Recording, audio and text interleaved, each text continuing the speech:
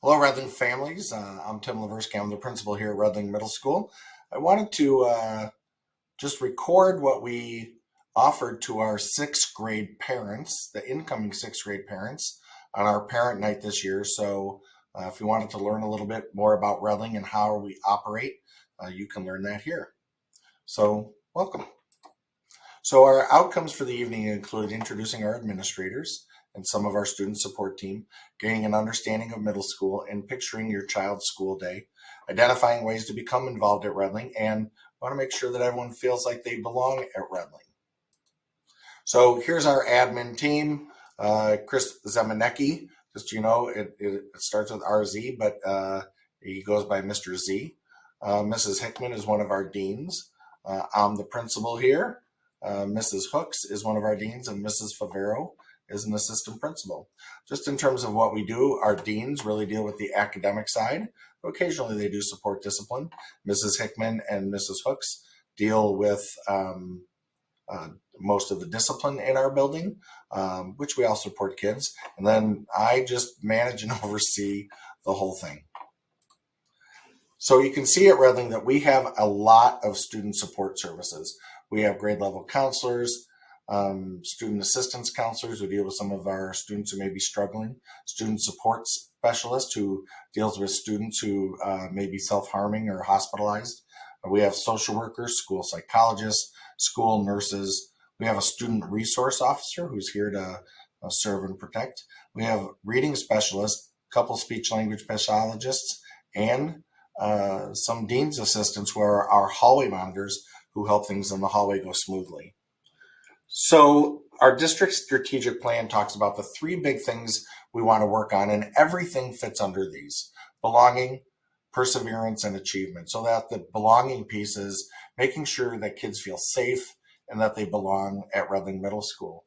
Perseverance is that we're teaching kids that even when things are hard, to dig deep. And as our curriculum becomes more rigorous, that they show that resilience academically, socially, emotionally. Then finally, achievement. We really want to increase our student achievement, certainly on iReady, our reading and math test, but also on IAR, the state test, and our belonging surveys as well. We want kids to continue to grow and really aim so that every student at Redling gets a B or better through hard work, perseverance, and belonging. So a little bit about my philosophy. School should be safe, and we know that middle school can sometimes not feel safe.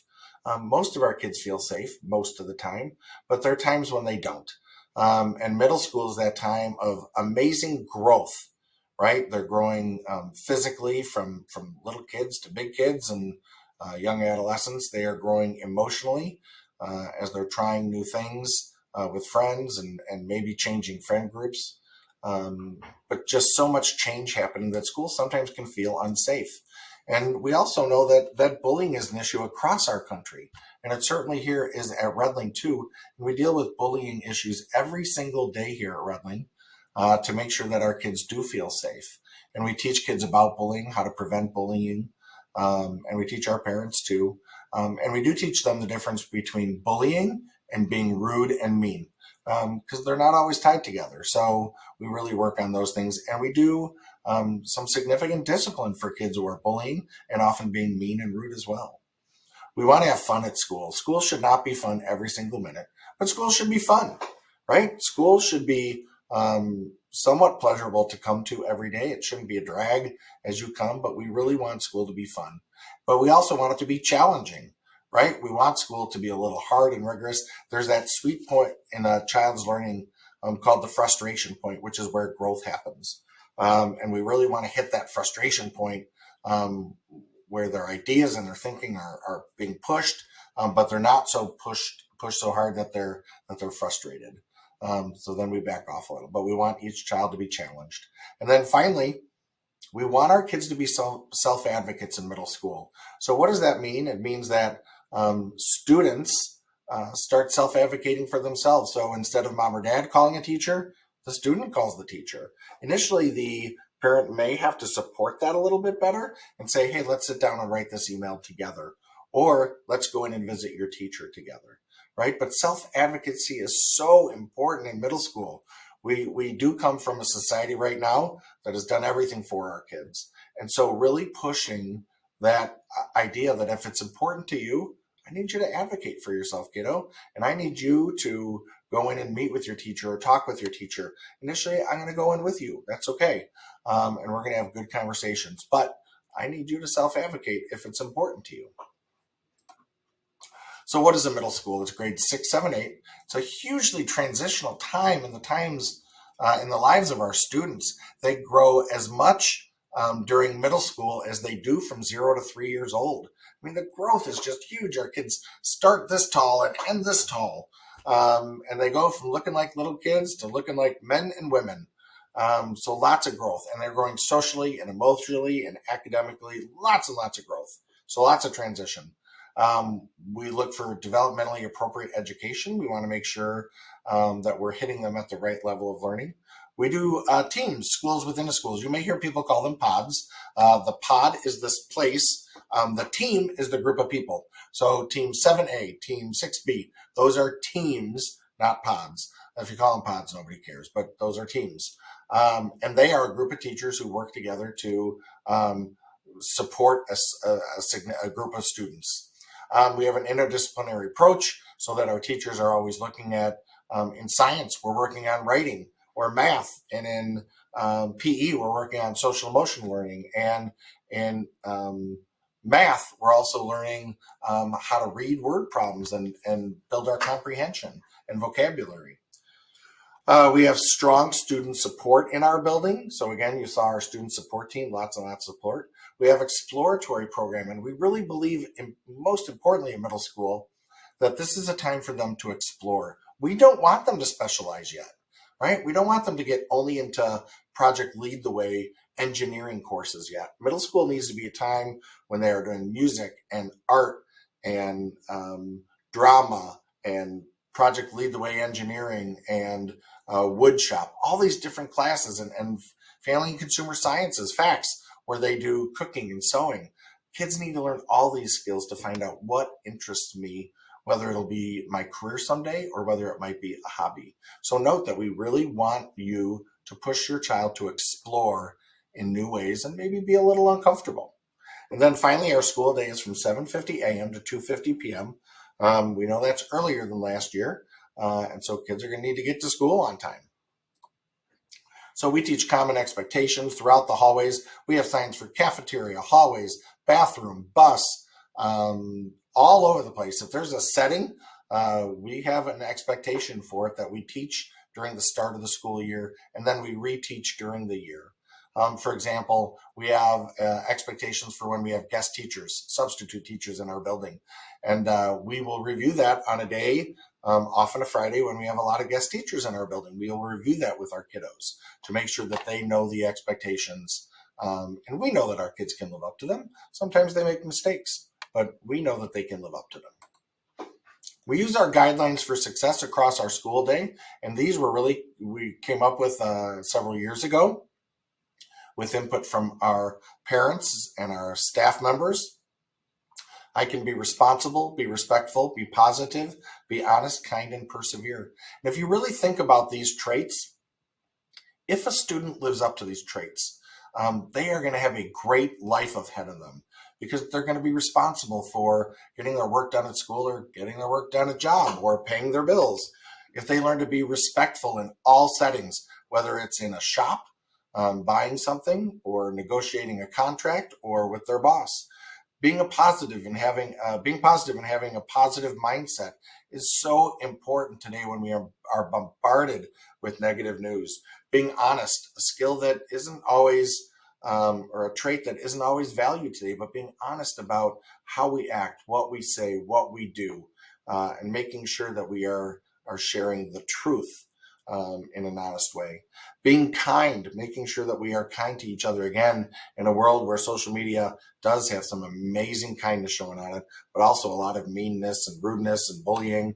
We want to make sure that our kids show their kindness. And then finally, perseverance, making sure that even when it gets tough, our kids can persevere.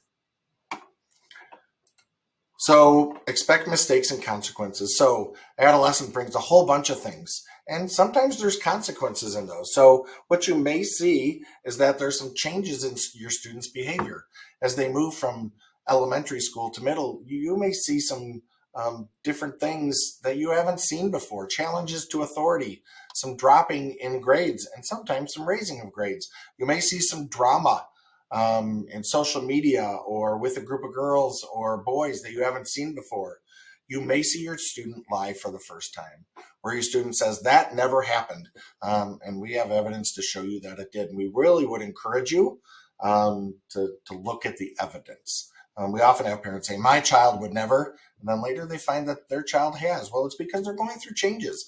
They're trying to push things and grow and see what they can get away with. Much of what we did when we were young. And then attempts to impress friends.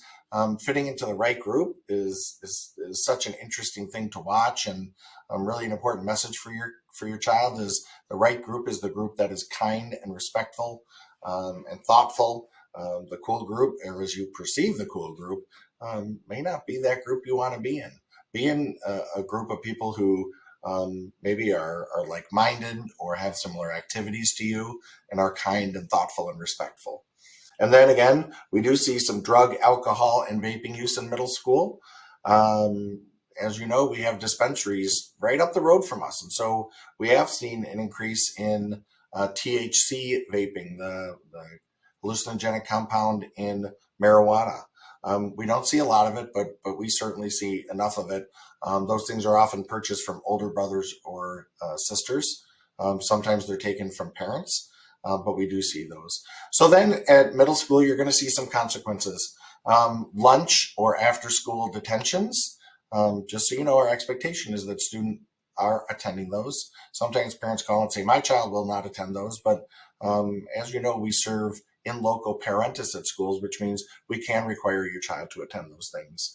In building and out of school suspension, whether the severity of the offense. And during in-building suspension and out-of-school suspension, we assign certain lessons using a program called Suite 360 that may teach them about respect or about academic honesty or bullying, a wide variety of skills. They may lose loss of privileges. Depending on the severity, they may also have a referral to the St. Charles Police Department. And then finally, what is the middle school day? Oh, it's not finally, but middle school day may look like. So you're going to see sixth grade teams. And again, we have these for each grade. There's going to be a team leader who you may get in contact with if you need a little support. We have core area teachers, so math, science, social studies, and English language arts. In a couple of our teams, we're experimenting with putting Spanish teacher on the team.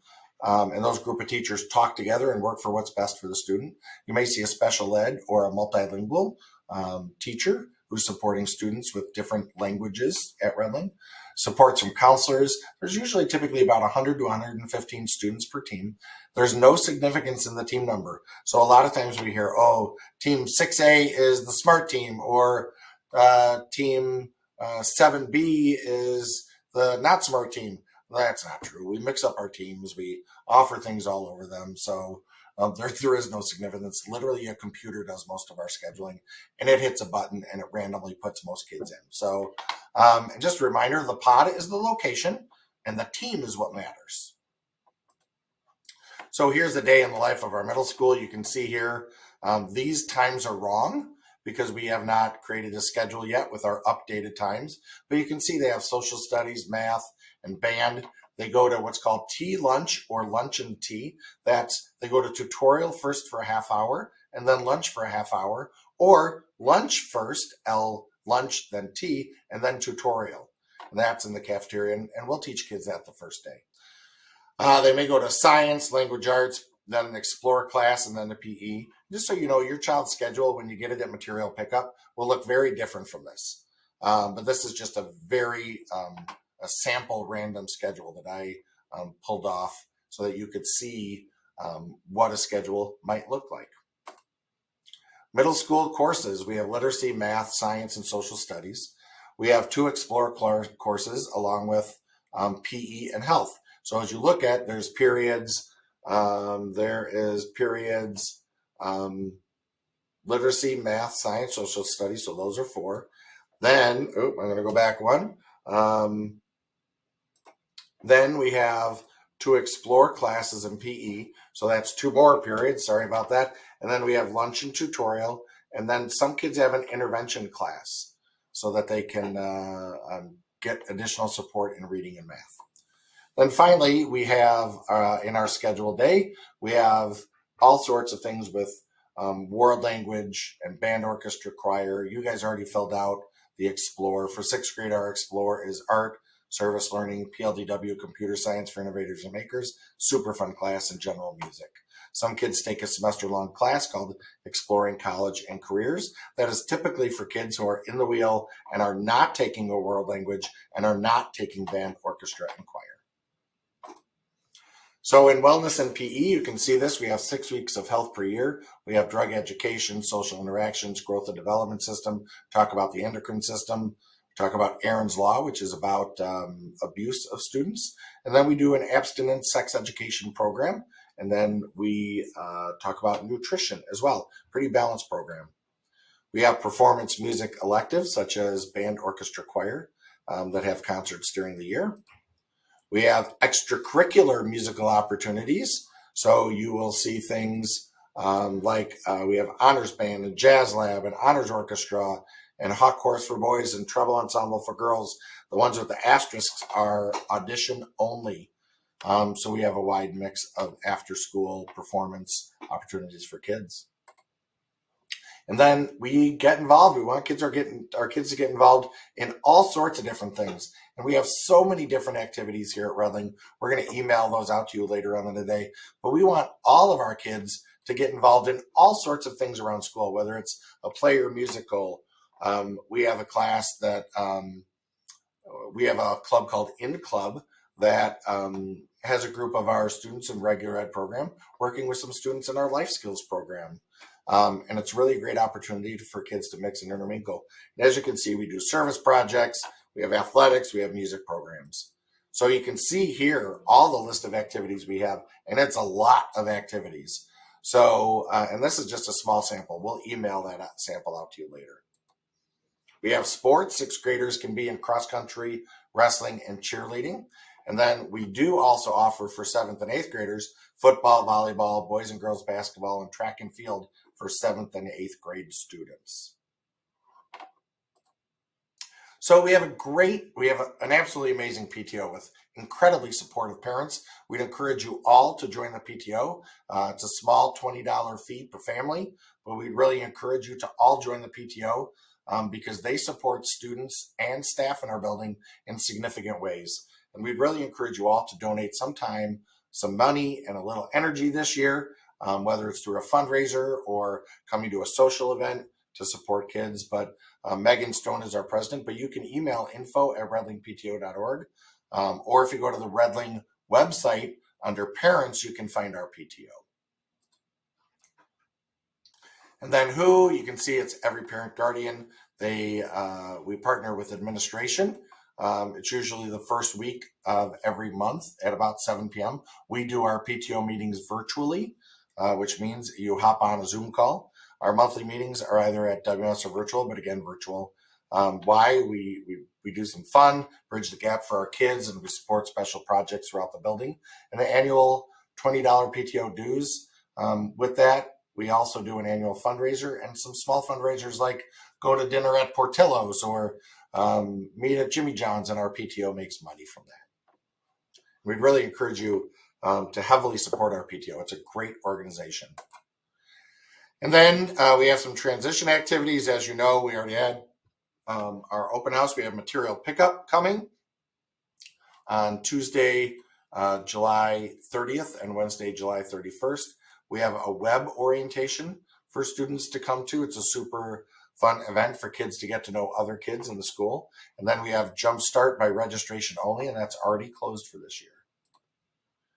And then health requirements, just a reminder about the vaccines and other things you need.